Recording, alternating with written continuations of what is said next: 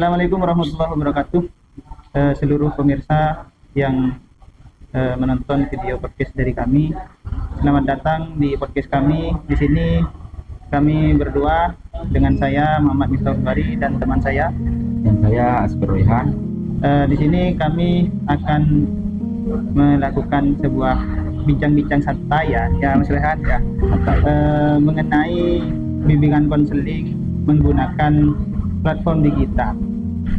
Ngomong-ngomong tentang bimbingan konseling, kita kan sama-sama mahasiswa BK gitu.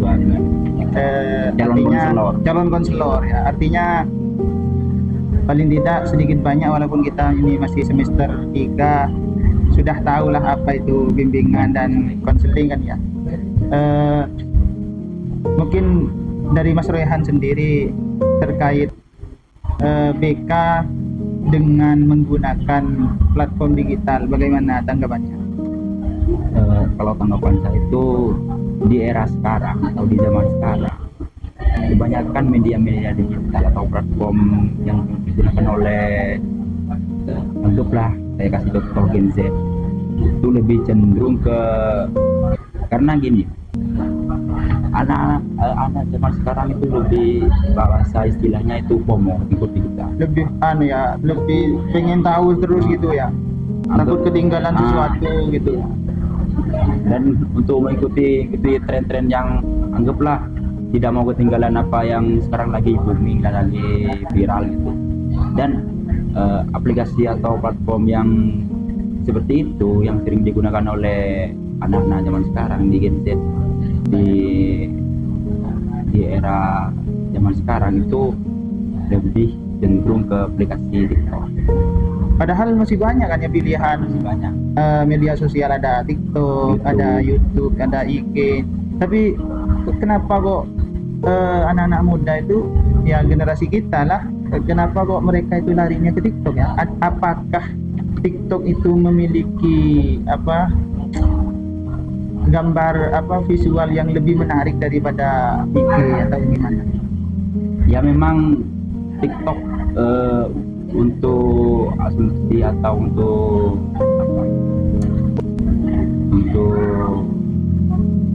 anak-anak zaman sekarang itu konten yang lebih menarik atau yang lebih menantang agar bisa mengekspresikan dirinya agar trending. Karena gini Mas, anak-anak zaman sekarang itu membuat video, bikin konten itu berlandaskan pengen eksis. Dan platform yang sering trending, yang sering jadikan topik pembicaraan itu TikTok. Oh begitu ya. Tapi sampai ada istilah gini, apalah istilahnya itu,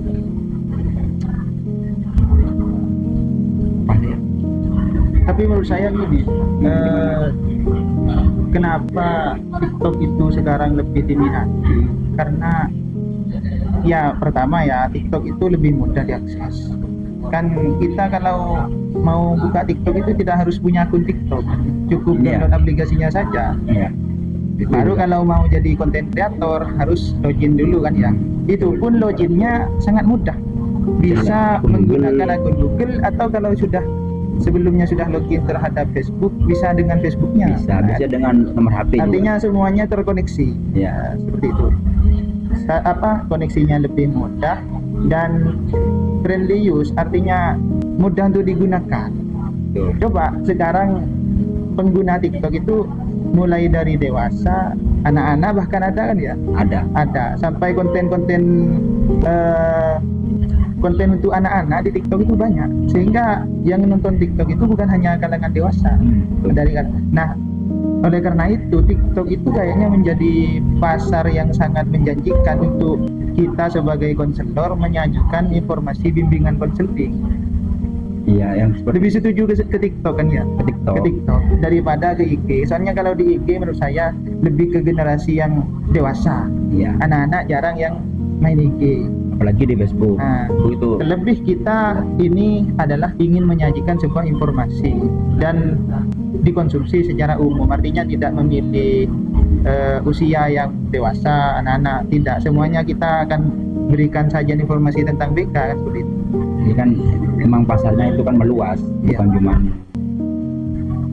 kalangan adalah kalangan Gen Z, kalangan milenial, kalangan gen yang lain, kan memang meluas. Baik. Kalau sekarang kan sudah ya, artinya TikTok itu memang memiliki kemudahan di dalam aksesnya. Artinya di sini sudah menjadi nilai plus bagi kita sebagai konselor untuk menggunakan aplikasi ini sebagai media kita menyampaikan informasi tentang bimbingan. Kemudian pastinya kan di dalam aplikasi itu ada tantangan dan juga ada kemudahan dan juga ada tantangannya. Menurut Mas Rehan sendiri ini, tantangan kita yang ada sebagai konselor di dalam TikTok ini apa kira-kira tantangannya? Baik dari segi konselornya atau dari segi penontonnya? Sebenarnya untuk tantangan dalam menyajikan konten-konten atau video di aplikasi TikTok itu tergantung dari individunya masing-masing. Itu kan lebih ke penyalahgunaan aplikasi atau media. Iya. Sebenarnya kan media atau aplikasi yang dibuat itu kan pasti bertujuan positif. Di TikTok itu kenapa saya merekomendasiin TikTok daripada aplikasi yang lain, karena memang TikTok tuh lebih bahasanya tuh kalau sekarang PVP Lebih mudah untuk dikenal banyak orang gitu ya. lebih cepat trending, lebih cepat viral. Lebih cepat viral. Bahkan kasus barusan kampus kita yang Iya. viral kan di mana? Di TikTok. Di TikTok. Iya, makanya. Nah, tantangan terbesarnya di kita sebagai konselor untuk membuat video di dalam aplikasi TikTok itu jangan sampai kita membuat konten atau melakukan anggaplah kita memberikan edukasi kepada penonton dengan edukasi tentang konselor atau namanya konseling itu gimana, itu sekiranya yang bisa diterima oleh publik. Dan di TikTok itu lebih cenderung ke anak-anak yang dewasa gitu, ke Gen Z. Iya. Ke yang memang sampai ada bahasa, sampai ada istilah kalau Gen Z itu mentalnya ada yang, mohon maaf ya, ada yang bilang mentalnya lemah, kena mental health gitu macamnya. Makanya kita harus memikirkan risiko atau memikirkan kemungkinan yang terjadi ketika kita membuat edukasi atau membuat video atau konten terkait konseling itu sendiri. Baik. Kalau menurut Mas Royhan kan kita akan mengadakan atau membuat konten-konten bimbingan tentang BK di TikTok. Kira-kira bahasa yang enak untuk disampaikan di TikTok itu kita pakai bahasa santai, bahasa formal, atau bahasa yang bagaimana? Sekiranya mudah untuk dikonsumsi oleh publik. Nah, terkait bahasa yang saya sampaikan tadi, ketika kita melakukan atau membuat video diupload lagi di aplikasi TikTok yang secara umum itu pasarnya memang kalangan ya anak-anak Gen Z gitu Ya. Itu dia menerima lebih cenderung ke memang bahasa yang tongkrongan, anggap bahasa yang lebih santai. fleksibel gitu. Iya. Ya, bro gitu ya. Iya, Ya guys memang- ya gitu. memang gitu yang lebih bisa diterima oleh Ya meskipun kedengarannya apa ya, yang kita sampaikan ini adalah materi, tapi bahasa penyampaiannya kita tetap dengan menggunakan bahasa yang santai seperti itu. iya. Ya memang tujuannya itu kan demi kebaikan, agar nonton atau ketika orang-orang yang saya jelaskan tadi nonton video itu bisa menerima dan bisa menerima dengan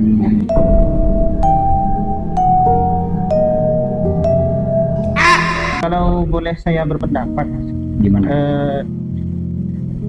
pertama ya, di TikTok itu kenapa menurut kita kan kita lebih setuju ke TikTok kan ya. Iya. Kenapa di TikTok itu, kenapa kita harus memilih platform TikTok untuk menyalurkan informasi tentang BK? Yang pertama kan tadi kecenderungan pengguna sosial media itu lebih banyak cenderung untuk menggunakan TikTok. Artinya apalagi Gen Z atau generasi Z dan juga anak-anak, daripada scroll Facebook atau IG, mereka lebih banyak menghabiskan waktu untuk scroll TikTok. Kenapa? Karena di TikTok sajian informasinya itu bervariasi. Kalau yang sering buka otomotif, maka yang FYP akan dunia otomotif semua tuh otomatis.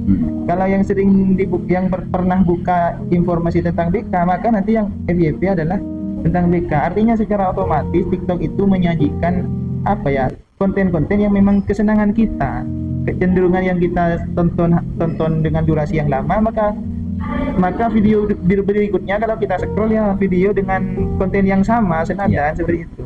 Artinya di sini TikTok itu seakan-akan mengerti terhadap kebutuhan apa yang kita inginkan seperti itu.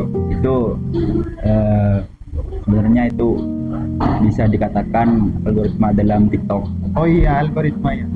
Artinya memang sudah ada sistem yang mengatur hal itu. Iya, makanya saya merekomendasikan si TikTok itu memang aplikasi atau platform yang paling cocok untuk kita membuat konten video terkait dengan ini.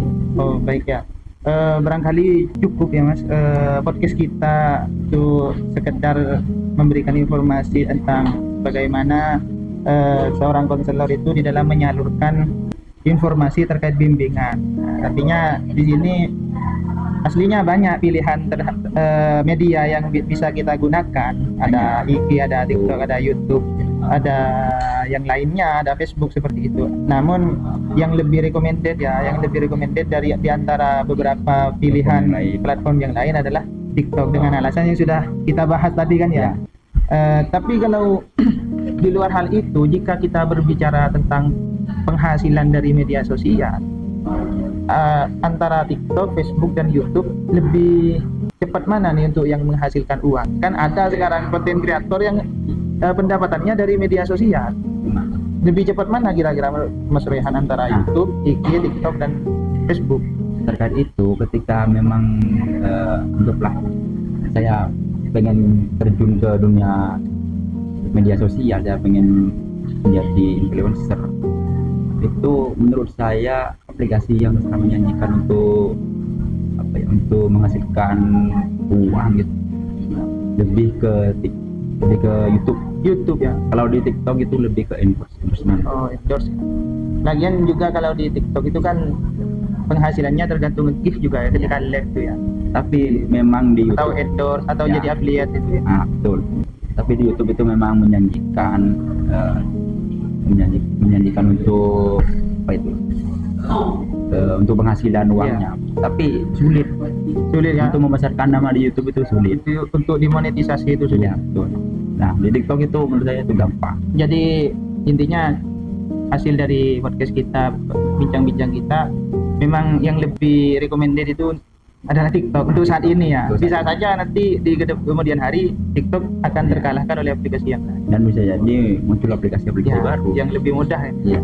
Ya barangkali cukup pemirsa podcast kita pada kesempatan kali ini. Mudah-mudahan bisa bermanfaat ya untuk pemirsa ya Mas. Sekian dari kami, kurang lebihnya mohon maaf. Wassalamualaikum warahmatullahi wabarakatuh.